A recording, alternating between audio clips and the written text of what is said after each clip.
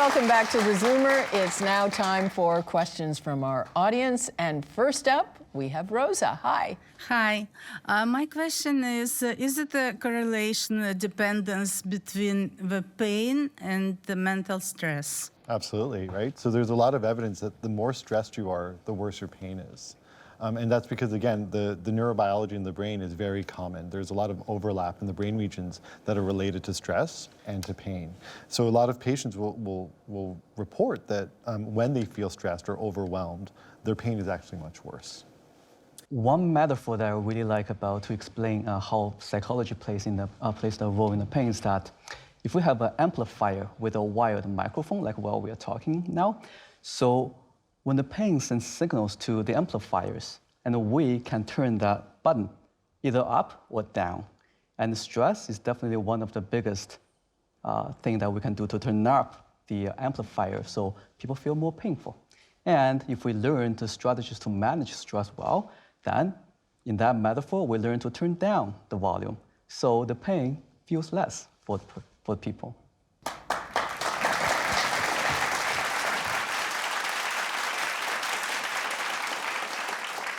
Next, we have Lynette. Hello. Hi.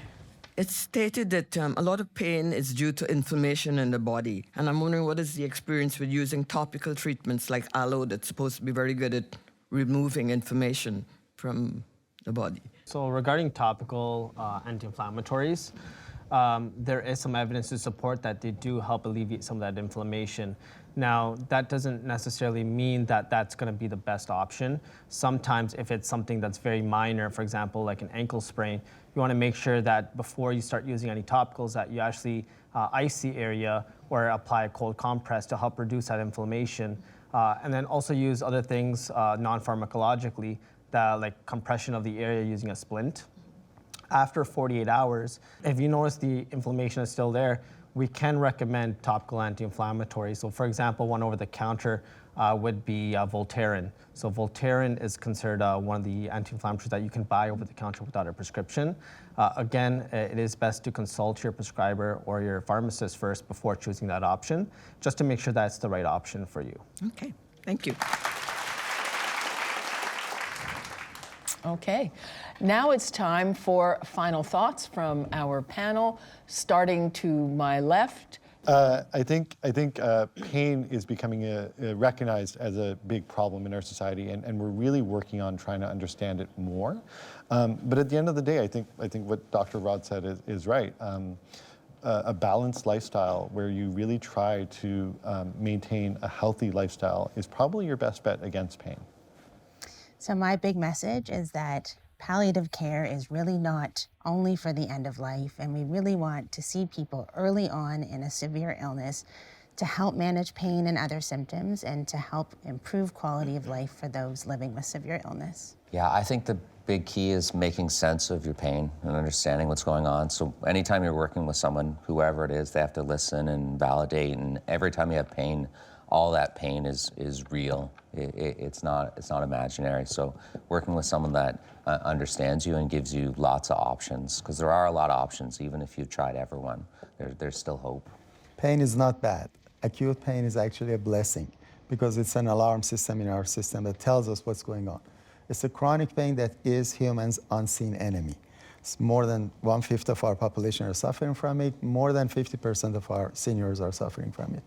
It affects every single aspect of one's life, and it requires a whole person approach, looking at the mind, body, and society, and action in the family. Every aspect of one's life needs to be addressed. So psychology plays a big role in pain management. So the goal is not only help alleviate the suffering, but also help people live a fulfilling life despite pain. So psychology can help. Definitely consult your pharmacist before picking up any medications. Ask questions. We're here to help at the end of the day. There's a lot more that goes to it than just self-selecting a product over the counter. We want to make sure that the product is going to be safe for you, that it is going to be effective for the type of pain that you're getting. And also in many provinces now, some pharmacists can actually prescribe medication within the pharmacy for minor types of pain. So consult your pharmacist, see if you qualify for that. It might save you a trip to the doctor's office, and you may be able to fulfill your prescription right then and there at the pharmacy. Okay. And before we go, we have some viewer feedback. Wendy writes, I always enjoy your program as it offers enjoyment and hope. So nice to be enlightened after watching the drear of newscasts. Loved the January Zoomer Athletes episode opening with the 94-year-old who goes to the gym twice a day. Bravo. Keep up this entertaining program.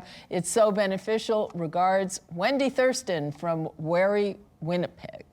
And to get in touch, send us an email to comments@thezoomer.com. As always, thank you to my panel and to you at home.